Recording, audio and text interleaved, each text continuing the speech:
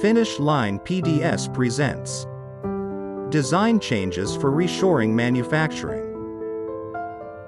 Reshoring a product is not as simple as giving the drawings to a new U.S. contract manufacturer. Here is a list of possible design issues to consider.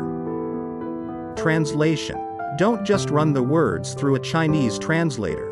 Get an engineer experienced in the discipline to create new English words that will make sense to English-speaking technical people. Automation. It is very possible the design was constructed to take advantage of low-cost labor. In the US, the trick is to take advantage of automation. Parts.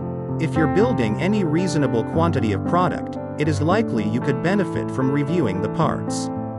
Parts availability and cost are different in different regions.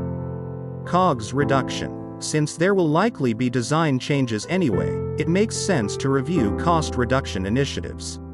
Over-test. Reshoring is risky, and it is important to understand these risks and develop a plan to reduce risk. Of course, design change will require another design verification test.